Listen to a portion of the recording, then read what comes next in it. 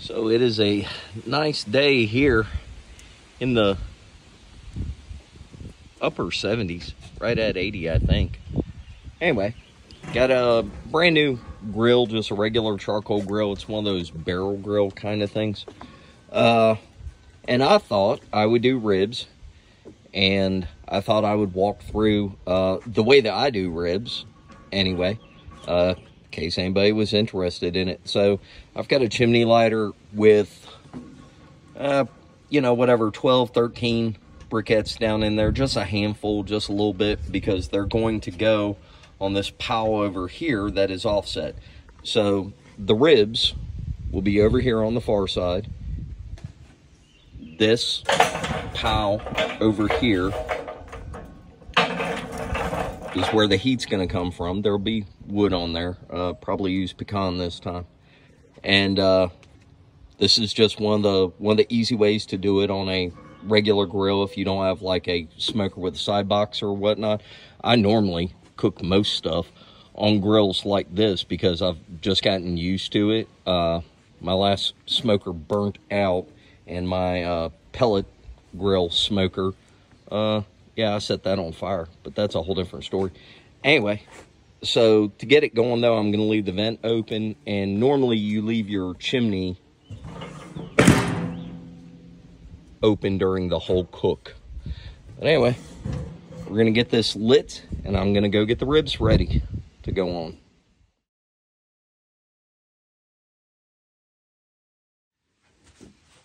Okay, so I hope I got the camera set right where it can be seen. So anyway, so these are baby backs, just one rack, and the ribs have a membrane on the bottom of them that needs to be pulled off. There are a couple ways you can do it. You can start over here in the corner and get it going and pull it, but something I do, a friend of mine showed me this, and ever since then I've been like, yeah, I'll do it that way, is to get a knife underneath there to get it started right over top of the bone.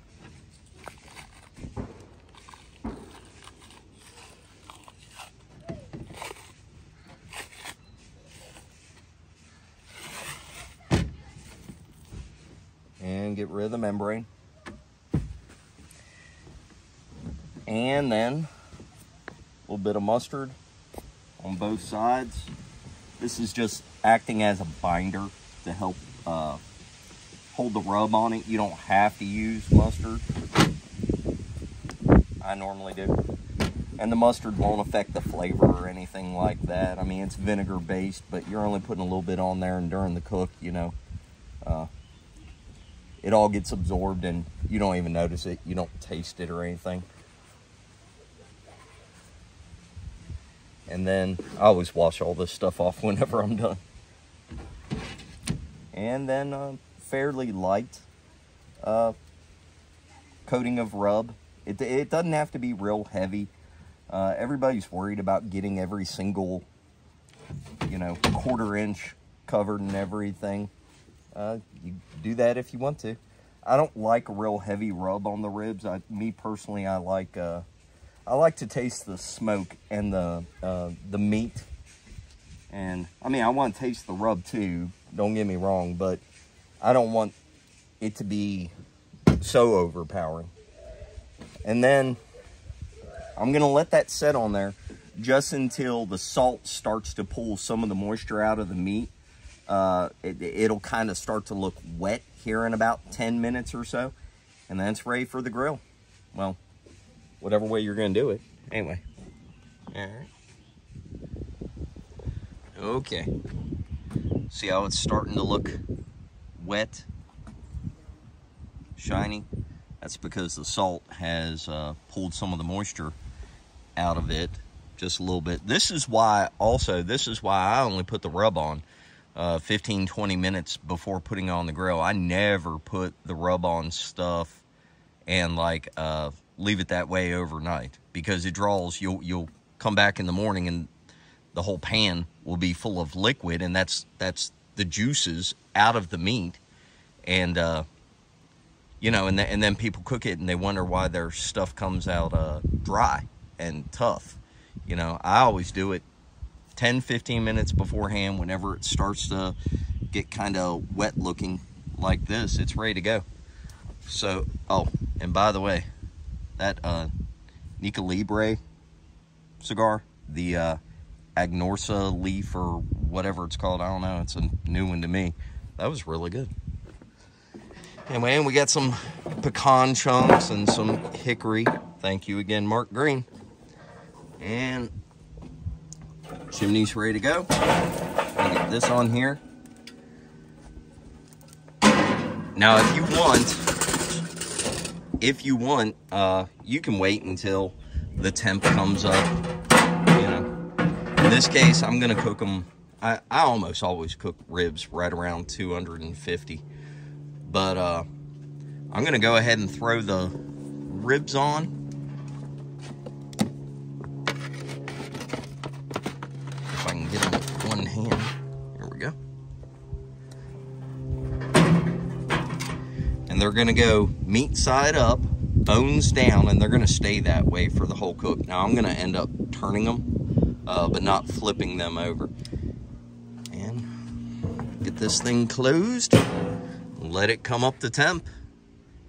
And normally this is about 2.5 hours cooking before they get wrapped, and then another hour and a half or so. It's typically about a 4 to 4.5 hour cook time on baby backs. St. Louis are a little bit longer, but that's how we do it.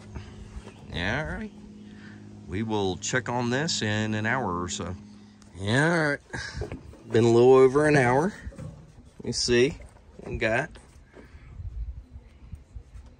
Oh yeah, looking good, looking good. I'll throw a little more wood in. Gonna spritz the ribs just to keep some moisture in there. They're drying out a little bit, but that's a good thing. That's what you want. And I'll go ahead and get them flipped. There we go. And I'll come back and spritz them again here in about 30 minutes. I'll do it probably every 30 minutes or so until they're ready to be wrapped now. All right. So these have been in for a little over 2 hours, probably somewhere right around 2.5. Now, I got salmon going too. And let's look here. All right, see the bone pull back? That's really what I'm kind of looking for, is for it to have pulled back from the ends of the bones. And for this color, that looks good. And then if you really want to be super accurate, you can check with a thermometer. It should be right around 160. Yep. Well, 170. Probably left them on there just a few minutes longer than normal. Now at 160, most meat stops absorbing the smoke. So really beyond that point, you're just kind of getting too much smoke on it, where it can build up and get like that creosote flavor and everything. Now I'm gonna wrap them. This is called the Texas Crutch. I'm gonna use aluminum foil. I typically do. I've used butcher paper before. It works fine also. And then in the wrap, this is like a traditional, like how you would do competition ribs. I normally do it this way. I mean, sometimes I mix it up. People put different things in here, but in the aluminum foil, I've got butter, a little bit more rub, honey, and a little bit of hot sauce. And the ribs go meat side down on top of that. Some people put it on this other side too, where the bones are. I never do. And let me see here. Gonna wrap this up.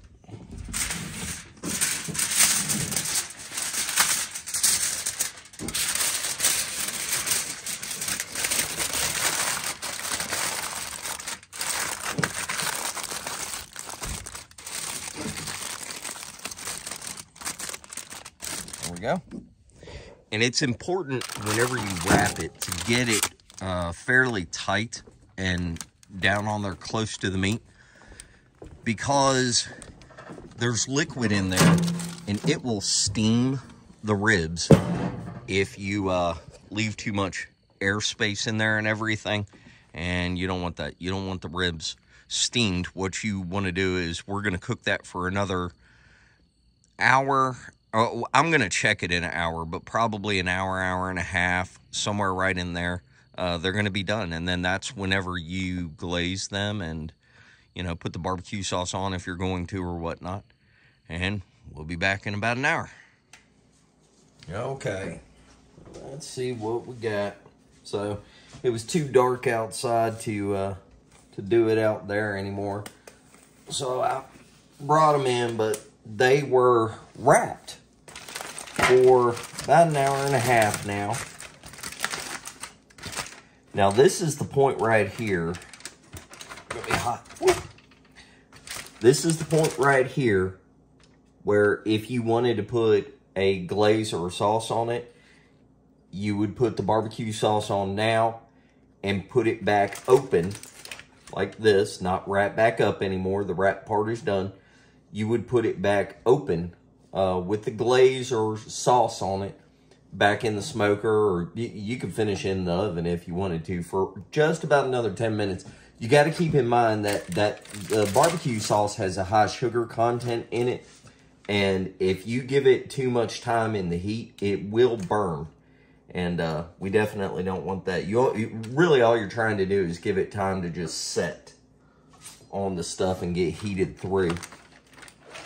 So now these things, they probably need to be open and rest for about 10 minutes. You should let these rest for about 10 minutes. But I'm gonna go ahead and cut one just to show you what it looks like.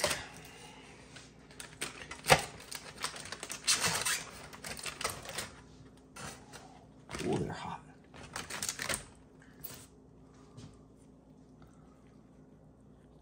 Smoke ring. Obviously, you can tell that they're juicy. Now, some of that will lessen after it's sat for about 10 minutes. But that's how I cook them. That's it right there. Baby backs can be done pretty much the exact same way as the St. Louis style. This is my method. This is what I do all the time whenever I make ribs. It's just a matter of flavoring them different. So that's how I do it.